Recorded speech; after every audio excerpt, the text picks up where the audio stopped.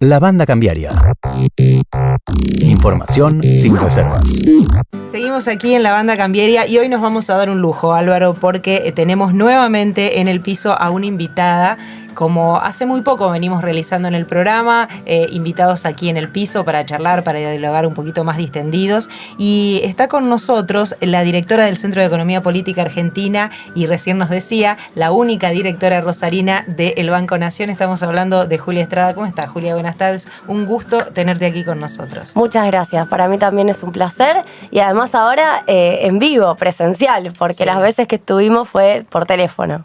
Efectivamente, presencial, como antes no lo podíamos hacer, pero bueno, habitual entrevistada e invitada y amiga del programa Julia. Ahora que viene a Rosario con ella es de Rosario, pero está viniendo de Buenos Aires por su actividad en el Banco Nación aquí a Rosario porque se realiza la primera graduación de la diplomatura que tiene el CEPA con la Universidad Nacional de Rosario. Así es, vamos a estar esta tarde. Ahora ya en breve tenemos reunión con los estudiantes, las y los estudiantes que quieren también vernos en vivo, porque claro, nosotros tenemos una diplomatura virtual y luego a las 18:30 horas hacemos una entrega de obsequios. Los diplomas todavía no, porque tienen que hacer el trabajo final. Y bueno, y tenemos mucha gente de acá, de Rosario, de la zona, anotada, que, bueno, por un lado estudiar en la UNR está bueno, pero además estudiar una diplomatura de posgrado, para quienes no necesariamente hicieron economía en la carrera de grado, pero estudiaron otra carrera y tienen ganas de estudiar economía, es un lindo incentivo porque es un diploma de posgrado. Por otro lado, la damos nosotros, que nada, hacemos un esfuerzo grande para que la economía tenga esa característica más afincada con los temas económicos de Argentina. Muchas de las carreras de las universidades tradicionales, las licenciaturas, ¿no?, ya sea de la UNR como de la UNL, la propia UBA, la Universidad Nacional de La Plata, tienen ese problema, a mi criterio, de licenciaturas muy alejadas de lo que le pasa a la Argentina.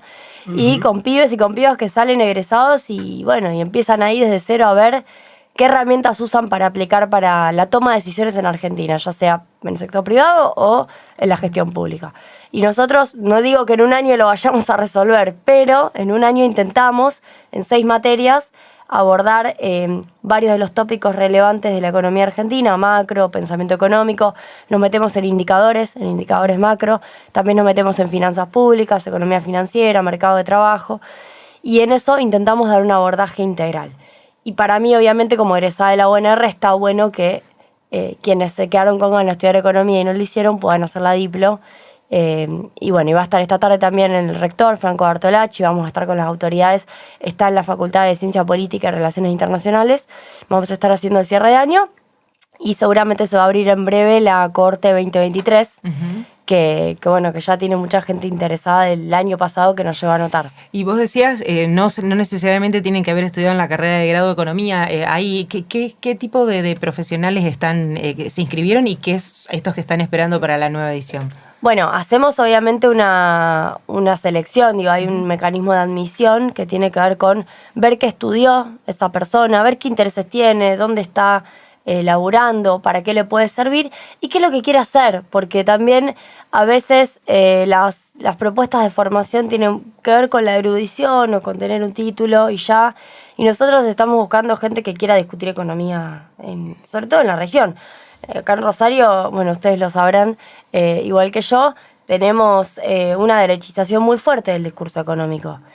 También estamos al lado de sectores poderosos del poder económico concentrado en Argentina. Estamos en una cadena de valor cerealero oleaginosa, la más importante del país.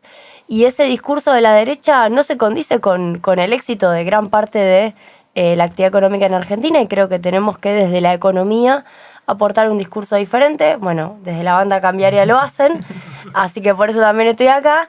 Y nosotros desde la producción de contenidos en el CEPA entendemos que hay que intentar hacer ese esfuerzo. No solamente desde Buenos Aires, sino también, en Rosario, que es, a mi criterio, una ciudad en donde también se produce conocimiento. Quizás no circula, no tiene los mecanismos de circulación nacional, que sí tiene la circulación nacional de cualquier cosa que se haga en Buenos Aires, en esa gran metrópoli, pero acá tenemos cabezas que piensan, que producen, que escriben, que toman decisiones desde ya, y muchas veces esa toma de decisiones está dada a veces con con elementos que no son exactamente los que yo considero que hay que tener en cuenta. Y ahí vamos un poco también a otro acontecimiento que está por estos días, que son los 10 años de la creación del CEPA, que justamente en la línea de lo que vos comentabas recién, ha sido uno de los centros pioneros en salir a dar el debate económico a partir de una perspectiva heterodoxa, digamos, por algún lado, por así decirlo. Sí, nosotros nacimos en el 2012, en ese segundo gobierno de Cristina, que ya para el 2012 era un segundo gobierno que muchos lo miraban de reojo, porque te reivindicaban el gobierno de Néstor.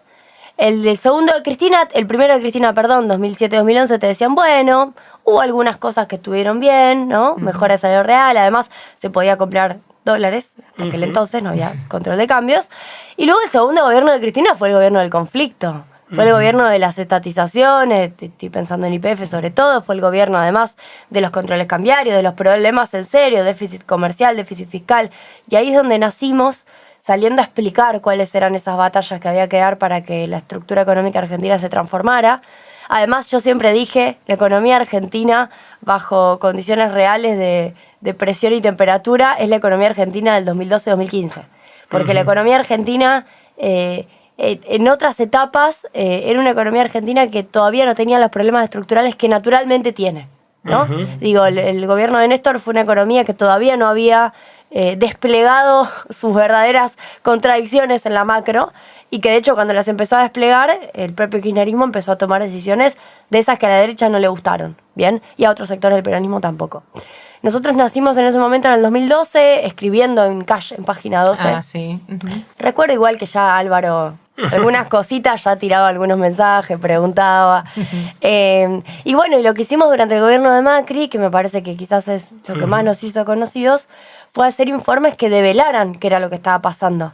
Siempre recuerdo el informe del Observatorio de Despidos y Suspensiones. Nos empezamos a recolectar en un Excel gigante todo lo que estaba pasando ahí los primeros meses del 2016. Y me parece que esas son las cosas que también hicieron que la producción de conocimientos se viera desde otro lugar. No es solamente lo que te descargaste del INDEC, también hay cosas para contar y hacerlas de manera rigurosa, ¿no?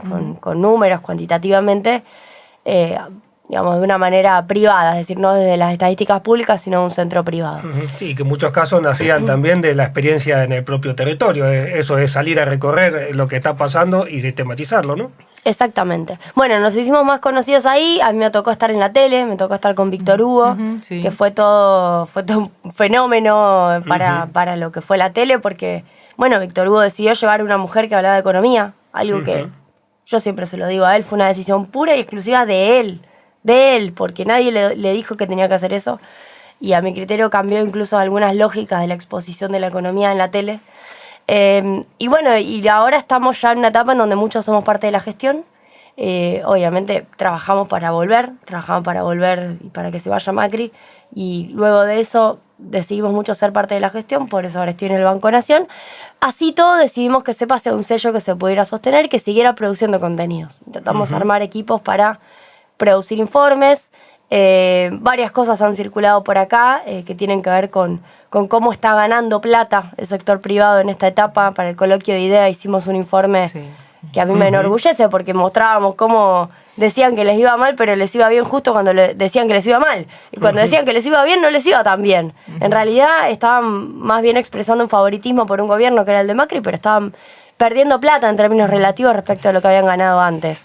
Bueno, justamente sobre eso quería ir, porque vos decías, queremos generar el debate para generar un debate político de alguna manera a través del conocimiento. Y uno se encuentra con esta, quería preguntar de qué manera es fácil o difícil hacerlo, en el sentido de que uno se encuentra con estas cosas que vos decís. Se encuentra con interlocutores empresarios que te dicen que prefieren otro gobierno, pero y te dicen que les va mal y los números indican que no. Ahora, ¿cómo se hace para ir desandando por ahí ese discurso tan dominante, ¿no? ¿Cómo lo están llevando ustedes? ¿Cómo lo están llevando adelante a través del CEPA, no? Bueno, lo primero con datos. Me parece que lo que le falta a nuestro debate público es información en serio. Cristina nos mandó un saludo para nuestros 10 años y a mí me sorprendió lo alineados que estábamos, porque ella en el saludo, que después se los mando, básicamente lo que dice es: sigan produciendo datos e información porque necesitamos que la gente decida con información.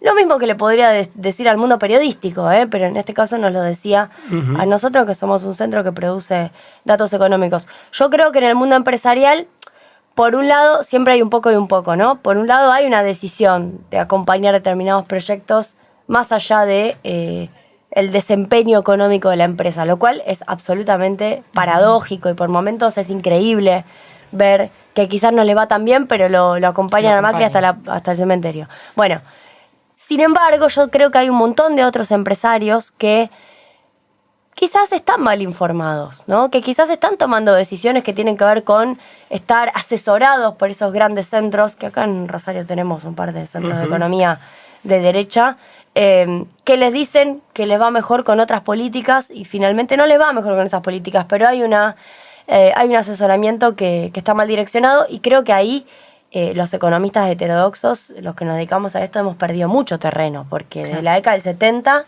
que estos grandes centros de economía, la Fundación Fiel, que lo puso a Martínez de Hoz, el SEMA, de Roque Fernández, la Fundación Mediterránea, que lo puso a Cavallo, si querés ahora la Fundación Libertad, que también tiene tiene candidatos que impulsa, ¿no?, para la toma de decisiones económicas. Hay una gran cantidad de centros que han logrado llegarle al mundo empresarial, quizás mucho más que nosotros. Creo que desde ya hay algo de prejuicio siempre, pero también hay una tarea que tenemos que emprender. Sí, les han formateado la cabeza a generaciones de empresarios y de tomadores de decisiones, ¿no? Sí, yo creo que sí, y además la expansión económica que estamos viviendo en estos tiempos, lo digo ya como directores del Banco Nación, es tan impresionante. Digo, los balances que yo veo en el banco para poder firmar un crédito, nosotros le miramos las ventas del año anterior, la comparación con las ventas actuales, miramos las ventas mensuales posteriores a la última entrega del balance, miramos el EBITDA, miramos todo, todo da perfecto. Digo, hasta los últimos meses que estuvimos viendo, todo les da muy bien a las empresas, a la grande, a la chica y a la mediana, que es realmente paradójico que no podamos realmente traccionar hacia una mirada que entienda que este es el modelo que funciona. Fíjate cómo incluso con estos altos niveles de inflación, bueno, el consumo no se está ralentizando por ahora, ¿no? Vamos a ver, los datos ya empiezan a mostrar algo distinto, pero hasta ahora no se ha ralentizado y las empresas siguen ganando plata. Porque los balances, al 30 de septiembre, que los publicó Horacio Berbisky este domingo, que se los armamos para él, para el cohete de la luna, están dando que al tercer trimestre del 2022, miramos 9 empresas: Arcor, Pan American Energy, Tecpetrol, La Anónima, Ledesma, estoy acordándome de memoria. Grandes. Miramos 9 grandes, siguen con ganancias exorbitantes, 70% en ventas en dólares, la variación interanual, la mejora, y 40% el resultado operativo, la mejora de 2022 contra el mismo periodo 2021. Vamos a hablar de economía, vamos a hacer un pequeño cortecito ahora en vivo. La tenemos a Julia Estrada, directora del Banco Nación, directora del Centro de Economía Política Argentina. Quédese un ratito más aquí en la banda cambiaria y le vamos a pedir, porque ya se metió sola para hablar de macroeconomía, de economía local. Con ella lo vamos a seguir haciendo. La banda cambiaria. Seguimos entonces aquí en la banda cambiaria, como les decíamos, con una invitada aquí en el piso. Está con nosotros, se vino hasta aquí, hasta la sede de FM Meridiano, Julia Estrada, directora del Centro de Economía Política Argentina, directora del Banco Nación, la única rosarina, ya lo decíamos antes, así que con ella vamos a seguir hablando. Habíamos empezado contándoles justamente que hoy se realizaba el acto académico de cierre de la primera corte de la Diplomatura de Estudios Avanzados en Economía Política, que justamente ella conduce y que está coordinada en realidad por ella, que se realiza aquí en Rosario, y se vino hasta Rosario y se vino hasta aquí en la radio. Julia, seguimos hablando de economía con vos, entonces. Un placer. Nos decía Julia, bueno, que hasta por lo menos los últimos datos que se tienen, más allá de todos los vaivenes políticos y económicos que han tenido este año la economía argentina, siguen mostrándose sólidos los balances y los indicadores de actividad. Estamos, digamos, cerrando el año, analizando las perspectivas, un poco las primeras perspectivas que se pueden ver para el año próximo. ¿Crees que toda esta situación de conflictividad política que se ha atravesado en el año 2022 no ha terminado de afectar totalmente a la economía, por lo menos a lo que es la economía real? Bueno, en principio lo más grave que estamos atravesando es la inflación. Es una disparada inflacionaria sumamente preocupante. Lo digo por el dato más saliente de la economía en términos negativos, es la inflación que estamos atravesando. Así todo, hasta ahora porque los últimos meses sí dieron una ralentización de la industria y de la actividad económica apenas, pero hasta ahora no vienen mostrando que la economía deje de crecer. Por eso, en todo caso, se puede ralentizar el crecimiento en la última parte del año, producto de, las dificultades de un conjunto de personas para seguir consumiendo al nivel que están consumiendo. De cualquier manera, hasta ahora el fenómeno que veníamos viendo es de un consumo que continuaba creciendo. Vemos los datos del IVA, el IVA está creciendo interanualmente, lo cual nos adelanta la información respecto del consumo que está aumentando por arriba de la inflación. Yo creo que hay un fenómeno de desprendimiento de los pesos, producto de la poca capacidad de ahorro que tienen por un lado quienes tienen pérdida de poder adquisitivo y por otro lado el no saber cómo ahorrar, considerando que si te sobra algo y quizás tampoco es tanto, no tiene mucho sentido guardarlo, quizás con este nivel de inflación, quizás consumir, ¿no? Comprar algo, termina siendo la decisión. En un contexto en el cual además tenemos serios problemas para no solo ahorrar en pesos, más allá de que las tasas han mejorado, es una pelea constante con la inflación, sino que hay poca perspectiva de ahorro, por ejemplo, en ladrillo. Cada vez la distancia más grande entre los salarios y la posibilidad de comprar una vivienda, entonces tampoco es que hay esas decisiones. Por eso yo lo que leo es, hasta ahora el consumo no se desinfló mucho, pero es posible que eso sí se empiece a resentir si no empiezan a aparecer, algunas otras estrategias de recomposición de ingresos. Nosotros del CEPA venimos sosteniendo con una campaña, la suma fija, no porque estemos obsesionados con que esa sea la herramienta, las herramientas pueden ser otras, pero en principio la suma fija es la herramienta que hoy entendemos que puede hacer subir los pisos salariales. Sobre todo estamos pensando en quienes están en 100.000, 120.000, 150.000 pesos. Muchas de las paritarias y de los convenios colectivos de categoría inicial están en esos valores, aunque parezca increíble, esos valores son muy bajos. Hay otros que no, los bancarios están en 2.30. Hay otras paritarias que han logrado asomar la cabeza, pero no son quizás las más representativas del conjunto de los trabajadores. La suma fija es una suba de salario generalizada. Entendemos que por los niveles de mejora de productividad de la economía, por la mejora en los balances y porque ya se hizo en febrero del 2020 y se pudo hacer después de Macri, porque no se podría hacer hoy, tanto el sector privado como el sector público nacional debería pagar una suma fija como se pagó en febrero del 2020 por decreto, fueron 2 decretos de Alberto Fernández, y luego acompañar a las provincias y a los gobiernos, subnacionales y municipales para ver cuál es la mejor estrategia, para que tampoco quede retrasado eso. Pero en principio yo veo que una suba de salarios es absolutamente necesaria, porque la pérdida de poder adquisitivo se acumula, quizás es evidente lo que digo, pero 20 puntos de Macri, pérdida de poder adquisitivo para los trabajadores informales en este gobierno, al menos 15 puntos más, pérdida de poder adquisitivo para los trabajadores del sector público, también. Sí, también. Y ojo con el promedio del poder adquisitivo de los registrados privados, porque sigue siendo un promedio en donde están trabajadores con mucha heterogeneidad interna. Hay algunas paritarias que ganan, otras que pierden. Y además lo que veo es que, no hay recuperación finalmente en el gobierno del Frente de Todos, sino lo que hay es, se frena la caída, porque la caída de Macri fue un tobogán, y la caída de la pandemia fue otro tobogán, porque se eligió también cuidar el empleo en la pandemia, no tanto, los salarios cobraron negativamente lo que fue cuidar el empleo. Ahora, se frenó el tobogán en el 2021, se frenó el tobogán en el 2022, pero no estamos logrando descontar. Esa es la dinámica que estamos viviendo. Entonces, muchos trabajadores y trabajadoras que tienen que ver a quién votan el año que viene, lo que sienten en su bolsillo es que hace 7 años que les cuesta mejorar su poder adquisitivo, o que pierden y que ahora les cuesta mejorar, por ende, tienen dudas respecto de cuál es la mejor propuesta política para hacerlo. Yo creo que la suma fija es importante y el bono no es lo mismo. El bono es otra cosa. El bono es lo que discutimos todos los años. Y está muy bien que así sea. Es cómo hacemos para tener una mejora a fin de año, que haga que también los salarios no lleguen tan mal para las fiestas, para la Navidad, para un diciembre que siempre tiene más gastos y también siempre tiene más inflación. Pero esa es la misma discusión de todos los años. Lo que nosotros decimos Y lo dijimos en el 2020. Yo se lo he dicho a funcionarios nacionales en el 2021, después de la derrota electoral. Y lo digo ahora de nuevo en 2022, es que la suma fija es la herramienta para volver a subir los pisos salariales que han quedado muy desfasados en términos de precio relativo respecto a la canasta básica, respecto a lo que vale un alquiler, respecto a lo que vale vivir en Argentina. Otra herramienta que, bueno, es más difícil, pero ahora está en discusión, es el salario mínimo. El salario mínimo perdió su poder de referencia, claro. Porque se lo ajustó a, por un lado, no como razón única, pero por un lado porque se lo ajustó a los programas Potenciar.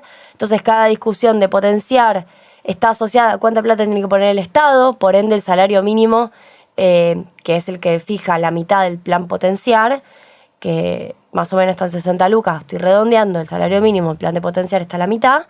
Bueno, el salario mínimo, cada vez que discutís aumentarlo, te agarra el ministro de Economía y te dice, no, pará, yo no tengo esta plata. Y en realidad el salario mínimo tenía otro rol. Era una referencia para las paritarias. No era necesariamente el básico de convenio, porque estaba un poquito más abajo siempre, pero el ritmo en que subía los básicos de convenio tenían que subir. Entonces también hacía que todo se empujara un poquito más arriba. Hoy eso lo perdimos y bueno, y es una discusión en vivo y en directo, la de si se desenganchan o no se desenganchan los planes de salario. Yo creo que hay que desengancharlo porque creo que la herramienta de salario mínimo es una herramienta de referencia para los trabajadores organizados, sindicalizados y también los no sindicalizados. Nuestras redes sociales. Encontrarnos en Twitter, Instagram y Facebook. Escucha los podcasts de La Banda Cambiaria en nuestro canal de YouTube y Spotify. La Banda Cambiaria. Julia, vos hablabas del tema de la inflación como ese gran tema, hablabas de la distorsión de los precios relativos, ¿no?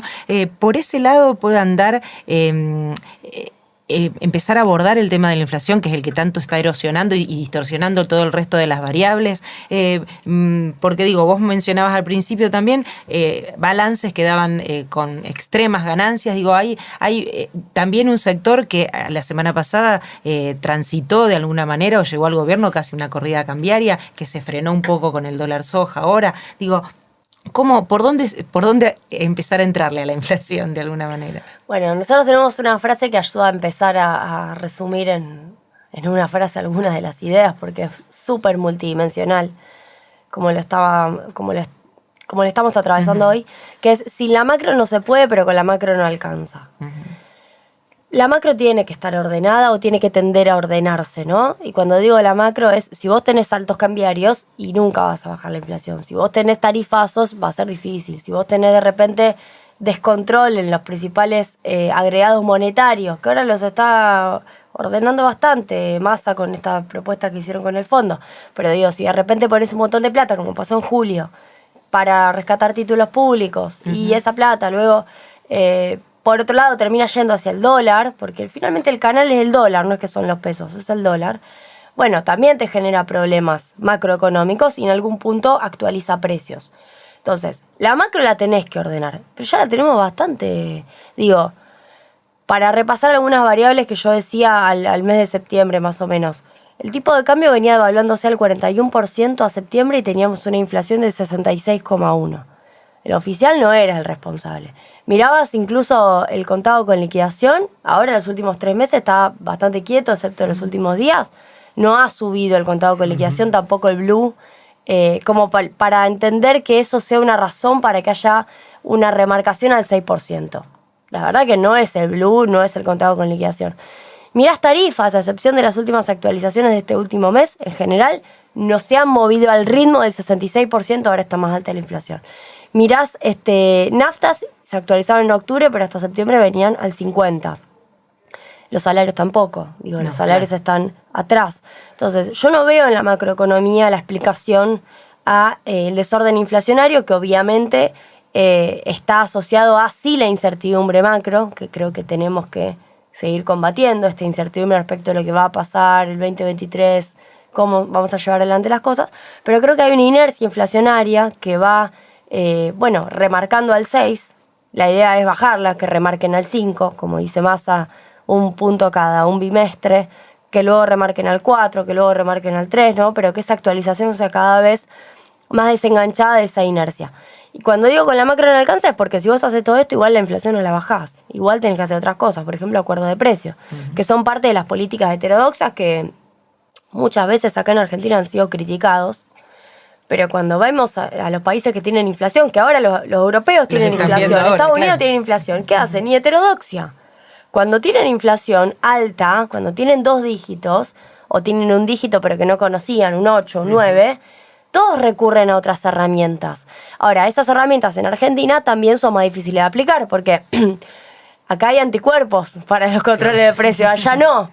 Allá los anticuerpos no los van generando los empresarios porque no han tenido que ejercitar, no han tenido la gimnasia de tener que ver cómo discutir con el gobierno un control de precios. Acá la discusión es súper cotidiana y entonces hay una gimnasia también de los actores económicos y esa gimnasia yo creo que nos juega en contra porque permanentemente hay una idea de a ver cómo zafo, a ver cómo lo esquivo, a ver cómo hago para que esto finalmente no me implique tener que cumplir el acuerdo.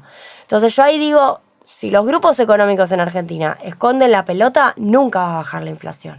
Por más que ordene la macro, por más que tengas una macro. Por cierto, tampoco vas a ordenar la macro si ellos siguen escondiendo la pelota. Eso, claro. Tampoco es que lo vas a poder hacer, pero digo, se está logrando, por ejemplo, sostener el dólar, que es una tarea titánica, claro. con $2 soja, el 1 y ahora el 2, que no se esperaba, que se hubieron 2 y finalmente Sergio Massa toma la decisión para tener reservas para defender el dólar. ¿Para qué? Para que no haya en el marco del acuerdo de precios un movimiento del dólar que te obliga a revisar y que ahí se caiga el acuerdo. O que los tipos te digan, bueno, yo tengo que salir de esto, yo tengo que actualizar los precios. Bueno, creo que resumí. Yo soy muy partidaria de cualquier manera de que los controles de precios se hagan no solo como acuerdo entre partes, sino que tiene que haber una capacidad de fiscalización más fuerte, tiene que haber una capacidad de sanción más fuerte. Mira, el otro día llamaba a la gente de comercio para preguntarles por las multas. Claro. ¿Qué pasaba con las apelaciones en la justicia? ¿Qué pasaba con quizás fallos en contra? Y me decía el del contencioso administrativo que lleva los casos, no tenemos ningún problema. Las pagan, se quejan quizás al inicio, alguno amaga con apelar, sobre todo en los supermercados, pero después las pagan porque no son muy significativas, incluso con el aumento. Entonces, finalmente no hay un daño o hay un poder de fuego relevante. Eso sigue siendo una agenda pendiente y la capacidad de fiscalización desde ya me parece bien lo que hicieron en cabeza de los municipios, pero de nuevo, esa gimnasia que tienen algunos empresarios para esquivar, el Estado no la tiene para fiscalizar, entonces también nos hace falta. Y creo, por otro lado, y con esto cierro, que empezamos tarde. Creo que perdimos mucho tiempo con la Secretaría de Comercio en general, porque no solo Secretaría de Comercio la que tiene que hacer esta tarea. Perdimos mucho tiempo diciendo que los grupos económicos o los grandes empresarios no tenían la culpa y que la inflación era la macro. Y la verdad que nadie estaba en contra de decir que la macro tiene algo que ver. Pero me parecía que había una cosa de negar el problema que nos llevó a esto, a que pasara tanto tiempo y que la inflación se desmadrara. Y bueno, justo te quería preguntar, este año fue el año del cambio de ministro de Economía, hubo dos, como se puede decir que hubo 2 etapas en el año de la economía en Argentina a partir del cambio de ministro. Sí, bueno, la salida de Martín Guzmán, yo lo he dicho en muchas oportunidades, lo dijo Cristina Fernández de Kirchner, lo dijo Alberto, lo dijo Massa, lo han dicho dirigentes de la política nacional. Fue muy problemática para la economía argentina. No fue una renuncia más, fue una renuncia intempestiva, un fin de semana, en un contexto donde ya había corrida contra los títulos. Yo comparto que fue una decisión irresponsable y lamento mucho que además los cambios de gobierno se hayan dado de esa manera. Ahora, esa decisión irresponsable salió muy cara, hubo que tomar el timón. Primero Silvina Batakis, que la quiero reconocer porque además es presidenta del Banco Nación, agarrando la papa caliente cuando muchos dijeron que no. Ese fin de semana, la parte que uno se va olvidando es que hubo mucha gente que no quiso. Claro. Y bueno, y tomando esas decisiones drásticas que había que tomar en el momento, luego Sergio Massa se optó por otorgarle un poco más de volumen político al Ministerio de Economía, y me parece que está bien porque se terminó transformando en el ministerio que podía hacer que saliera a flote el conjunto de las políticas del gobierno, no solamente las económicas. Y se sorteó la corrida cambiaria. Es una segunda etapa. En la primera etapa veníamos de, objetivos macro, cumplimiento con el acuerdo con el fondo, la discusión del FMI. Yo creo que la segunda etapa igual un poco se el primer punto bisagra es el acuerdo con el fondo y el segundo punto bisagra es la salida de Guzmán. Porque el acuerdo con el fondo ya abrió aguas respecto de cómo entendíamos que teníamos que tener un plan económico. Claro. Nosotros, como CEPA, además tuvimos también nuestro posicionamiento, considerábamos que el acuerdo nos iba a poner de rodillas más tarde o más temprano. Creo que eso va a ocurrir, además creo que no vamos a poder pagar y vamos a tener que renegociar, y además creo que, en esto coincido con Cristina, no se le dijo a la sociedad todo lo que se le podría haber dicho de lo que significaba ese acuerdo, por qué llegamos a ese lugar y por qué en última instancia se había que acordar, había que hacerlo en determinadas condiciones y en función de qué estrategia. Quizás evitar el default. Digo, había que aclarar algunos temas porque si no ahora el acuerdo con el fondo es parte casi del patrimonio del Frente de Todos, cuando no lo es. La verdad es que no lo es. Se presentó de alguna manera como que era la salida más fácil, no más fácil, pero menos dolorosa de alguna manera, que no había otra forma de salir airoso si no se salía si no se llegaba a ese acuerdo. Digo, había otra manera, o había de alguna manera, ahí vos decís, se abrió un frente en el propio frente, ¿no? Una grieta en el propio frente. Bueno, es que es la vieja discusión que creo que es más vieja incluso, del posibilismo, es la discusión de no se puede o no se quiere, ¿no?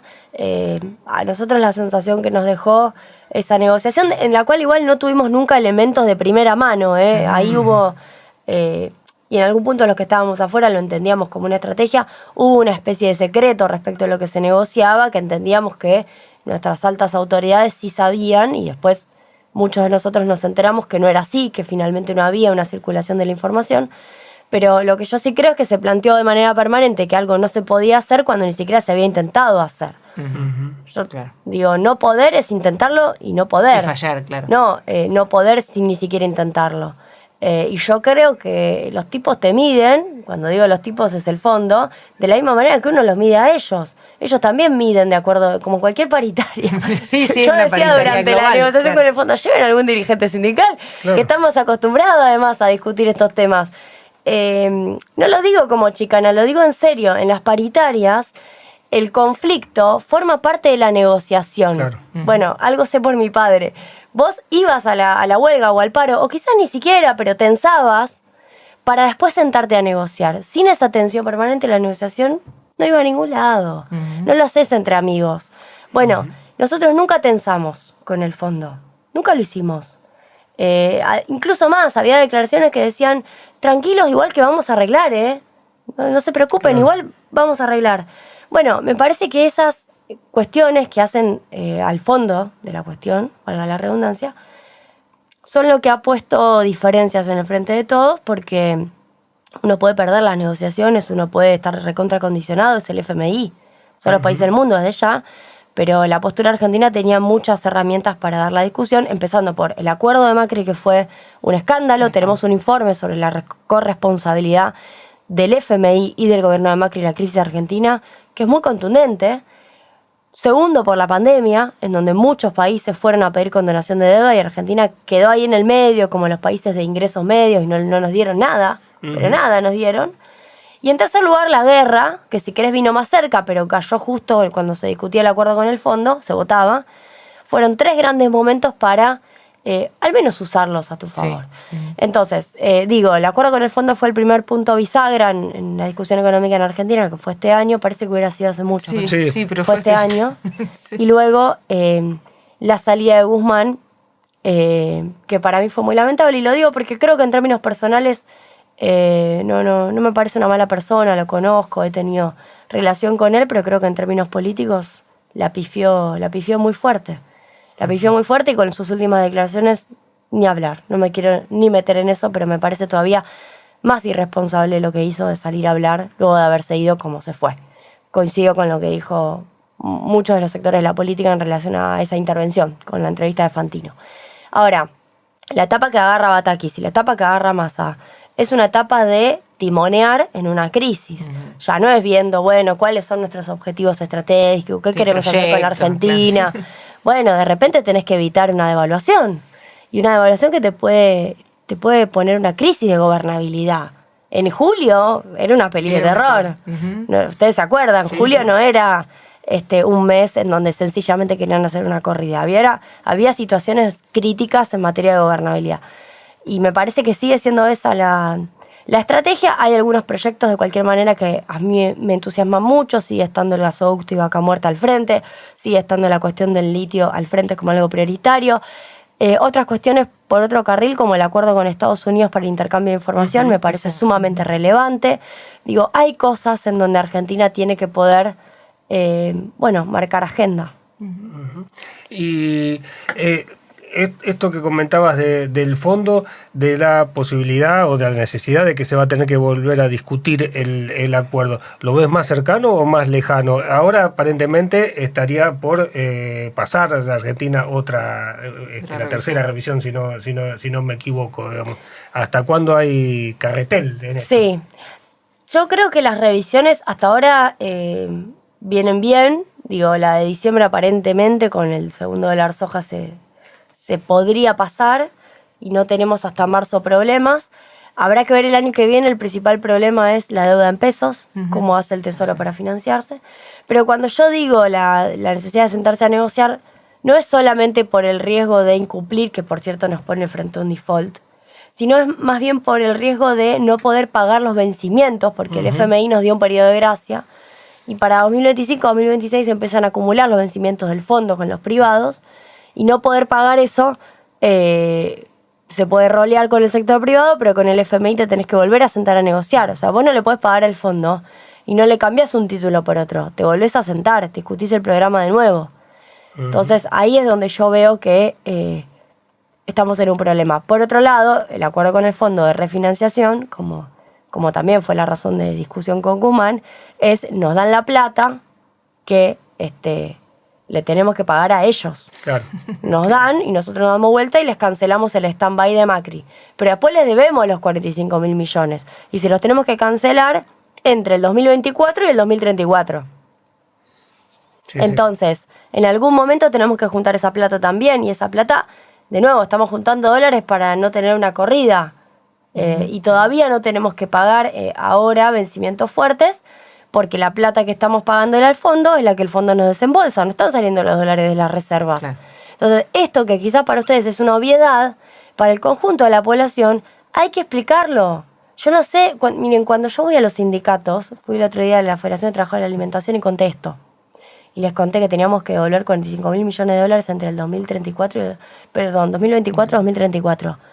Nadie tenía eso presente. Claro, se pensaba y estoy hablando de dirigentes sindicales que esto se estaba pagando ahora en estas. Sí, nunca le contamos a la población cómo funciona el acuerdo con el fondo. Nunca les dijimos. Se agarraban la cabeza. No tenían ni idea. Entonces me parece que ahí hay una responsabilidad y que tenemos que tomarla, porque esto es Macri, sigue siendo la deuda de Macri. Vos mencionabas la deuda en pesos también, digo, sigue siendo preocupante, se habló mucho, estas últimas semanas se conoció también una decisión del gobierno nacional de enviarle a las provincias la posibilidad de sumarse a través de una letra, para captar la liquidez de las provincias o de los municipios y eso, digo, ¿está complicado ese frente también? Bueno, año electoral, es difícil para el Tesoro colocar títulos más allá de las elecciones, ¿no? La mayoría de las licitaciones van a vencimientos en abril, en mayo, en junio, y el Tesoro necesita, cuando son esos vencimientos, no puede pagar todo, ¿no? Es como si te dijeran tu crédito de, no sé, que vence en 3 años en cuotas, me lo cancelas todo el año que viene, ¿no? No se puede, no hay financieramente espalda para pagar todo, hay que rolear. Hay que refinanciar. Y para sentarse a refinanciar en abril, en mayo, en junio, bueno, también necesitamos que la oposición no nos juegue en contra, ¿no? Me parece que también hay un rol de la oposición que cuando arrancó la corrida, cuando estaba Guzmán, los tipos primero dijeron que el Tesoro no iba a pagar, lo cual es mentira. Y en segundo lugar dijeron que ellos iban a reperfilar si ganaban las elecciones, sí, adelantando que nadie tenía que comprar títulos porque ellos ganando las elecciones básicamente iban a perjudicar a que apostó por la compra de títulos del Estado. Y encima tenían antecedentes, con lo cual... Claro. Y además tenían antecedentes de tener un prontuario en reperfilamiento. Bueno, me parece que ahí también tenemos un problema. Si la principal fuerza opositora que... ojalá no tenga ni chances, pero que tiene alguna chance de ganar el año que viene, te dice que no va a pagar y que va a reperfilar, nadie compra.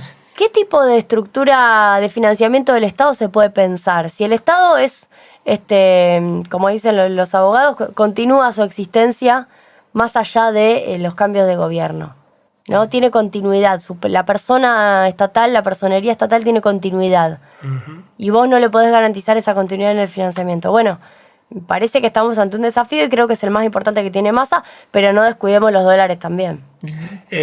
¿Cómo estás viendo el 2023 con este cóctel, este menú del que estamos hablando? Bueno, con muchos desafíos, muy complicado.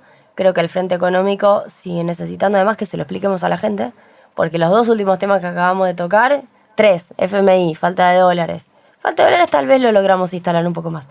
Y el problema de la deuda en pesos son temas totalmente ajenos a la vida cotidiana de la gente. Entonces, vamos a tener que explicar esto. Creo, por otro lado, que tenemos como Frente de Todos que tener una estrategia de recomposición de ingresos, insisto. Si no se hace este año, hay que hacerlo el año que viene. Y no hay manera de ganar las elecciones si no recomponemos ingresos y la gente vive mejor. Esto es así.